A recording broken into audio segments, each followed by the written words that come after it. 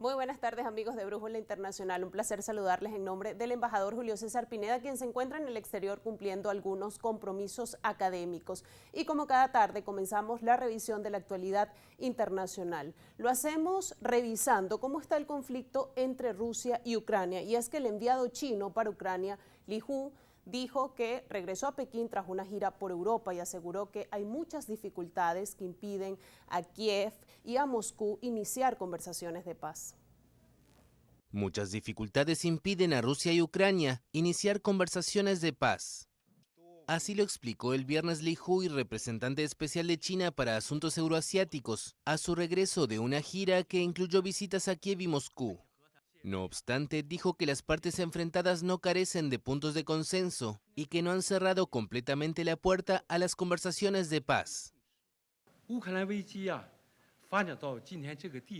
Hay un contexto histórico, así como factores realistas, detrás de que la crisis en Ucrania se convierta en lo que es ahora. Creo que las dolorosas lecciones de cómo la crisis ucraniana ha evolucionado hasta su estado actual merecen una profunda reflexión por todas las partes. En esencia, la crisis de Ucrania es el estallido masivo de contradicciones en la gobernanza de la seguridad europea.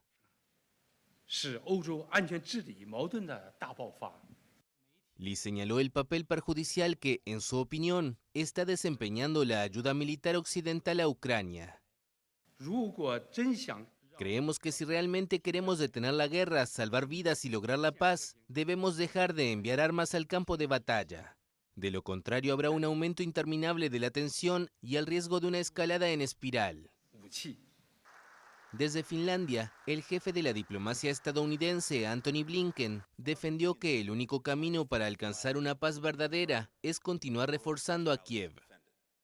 Como no nos hacemos ilusiones sobre las aspiraciones de Putin, creemos que el requisito previo para una diplomacia sensata y la paz verdadera es una Ucrania más fuerte, capaz de disuadir y de defenderse en caso de una futura agresión. Blinken aseguró que la guerra ha sido un fracaso estratégico para el presidente ruso Vladimir Putin, que disminuye de manera considerable su poderío militar, económico y diplomático, así como su influencia en los próximos años.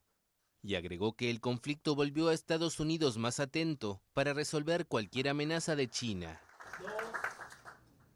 Y en otros temas, el Senado de Estados Unidos votó por suspender el límite de endeudamiento federal, con lo que eliminó la amenaza de un desastroso default a solo 4 días de la fecha límite fijada por el Departamento del Tesoro. Estados Unidos se libra de entrar en default. El Senado votó el jueves por suspender el límite de endeudamiento federal a solo 4 días de la fecha límite fijada por el Departamento del Tesoro. La Cámara Alta del Congreso aprobó el proyecto de ley que el miércoles pasó por la Cámara de Representantes y con que se prorroga la autorización de endeudamiento del país hasta 2024, cuando hayan pasado las próximas elecciones presidenciales.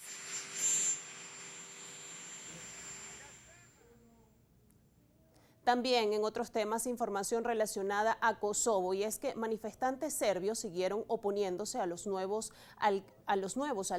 alcaldes albano-kosovares en el norte de Kosovo, donde se produjeron enfrentamientos con la fuerza de la OTAN por un lado, en momentos en el que la presión internacional aumenta para una desescalada de la tensión. Siguen las protestas de serbios en Kosovo. Varias decenas de manifestantes se congregaron el jueves delante del ayuntamiento de Zvecan, donde el lunes se registraron enfrentamientos con la fuerza de la OTAN, que dejaron unos 80 heridos, una treintena de ellos militares internacionales. Los manifestantes se oponen a que asuman sus cargos los nuevos alcaldes albano-kosovares, a quienes consideran ilegítimos, y reclaman la retirada del norte de Kosovo de las fuerzas especiales de la policía kosovar. Los serbios boicotearon las elecciones municipales de abril en 4 localidades del norte de Kosovo, donde son mayoría, lo que dio lugar a la elección de los alcaldes albano-kosovares, con una participación inferior al 3,5%. Las crisis se suceden desde hace años en esta región de Kosovo, país que reclamó unilateralmente su independencia de Serbia en 2008 y cuya secesión no fue reconocida por Belgrado. Pero esta vez la comunidad internacional atribuye la responsabilidad a las autoridades kosovares y aumentó la presión para una desescalada de la tensión. Lo que pedimos a las dos partes es muy simple: la organización a la mayor brevedad de nuevas elecciones en estos 4 municipios, de compromiso por parte de Kosovo, la participación en estas elecciones de forma clara, del lado serbio, y la reglamentación prioritaria sin demora, la cuestión de la Asociación de Municipios Serbios de Kosovo. Por su parte, el secretario de Estado estadounidense Antony Blinken advirtió a Pristina y Belgrado que estaban poniendo en peligro sus aspiraciones de integración europea si no baja la tensión en la región. Y entre los temas que más preocupan a los líderes mundiales está por un lado la crisis climática y por otro lado la amenaza nuclear que se acrecentó aún más con el estallido del conflicto entre Rusia y Ucrania. El embajador Julio César Pineda desde Europa justamente nos preparó un análisis muy completo sobre estos dos tópicos que se discuten en los grandes foros internacionales. Dos temas importantes se destacan en la prensa europea: la preocupación por el cambio climático y el calentamiento global, que lleva a consideraciones importantes. Le Monde, en una página completa, habla de las cuotas de carbono, del mercado de carbono, los bonos verdes, y el problema de la Unión Europea, que en América Latina países como Brasil, Colombia y Costa Rica han aprovechado intensamente. Incluso en México hay un desarrollo que Venezuela debe seguir para intercambiar bonos verdes con proyectos en favor del oxígeno que encontramos en la siembra de árboles y también en las selvas amazónicas, ricas en la transformación del carbono en oxígeno para el planeta, no solamente en América Latina, sino en el caso del Congo, el otro pulmón para el mundo. La prensa española también habla de que la Tierra ha cruzado los límites humanos de seguridad climática. Los daños a 1 grado de calentamiento global ya son inaceptables, según una comisión especial de expertos de Naciones Unidas. Al aumentar la temperatura a más de 1.5 grados de la era preindustrial, vemos sus manifestaciones en las olas de calor extremo, derretimiento de los polos, huracanes y tormentas. La revista especializada Nature publica un estudio pormenorizado del daño que está ocurriendo en el planeta, con el efecto que tendrían sobre las personas los cambios biofísicos en la Tierra. Es el profesor Johan Rockström, autor principal de este trabajo. Es parte de una investigación de científicos de todos los continentes. Es importante el estudio por los límites en los cuales la biodiversidad está afectada, el agua dulce puede desaparecer y los distintos tipos de contaminación del aire, el suelo y el agua. Ya grandes masas de la población, millones de personas, están viendo el efecto, sobre todo, de temperaturas extremas.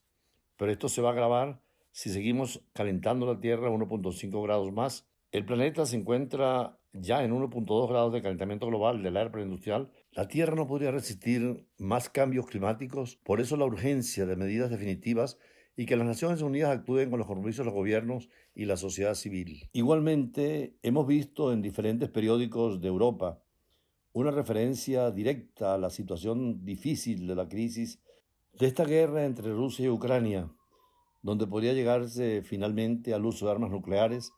Y por eso, ante el peligro, sobre todo las amenazas, ahora con el nuevo conflicto en Yugoslavia y en Kosovo, y la permanente insistencia del presidente Putin de utilizar algunas armas tácticas nucleares y la respuesta de los Estados Unidos y de países como Francia e Inglaterra, que tienen arsenales nucleares, esta prensa reproduce una entrevista muy interesante de Max Hastings, el director del Daily Telegraph, pero es un investigador histórico donde señala lo absurdo de la inteligencia humana. Incluso titula que la crisis de los misiles es lo más estúpido que ha ocurrido. No habría ganador como en esa época entre quien utilice el arma atómica y la respuesta que puedan dar. Fidel Castro había tomado el poder en Cuba y creyendo que la revolución se iba a extender, iba a tener el apoyo soviético en todo momento. Sin embargo, Khrushchev lo dejó incluso sin informarle, después de negociar con Kennedy, quienes los políticos y los diplomáticos se dieron cuenta que era absurda una batalla de misiles con cargas nucleares, porque era la destrucción mutua asegurada. El autor habla de las carencias de la diplomacia y el espionaje y la necesidad de la negociación en cualquier conflicto que pueda presentarse. Desde Europa, para Brújula Internacional, Julio César Pineda. Agradecemos al embajador Julio César por este análisis tan completo de los temas que preocupan y que son noticias en la agenda internacional. Y tras este análisis nos corresponde hacer nuestra primera pausa, pero al regreso, como cada tarde, el análisis al completo en Brújula Internacional.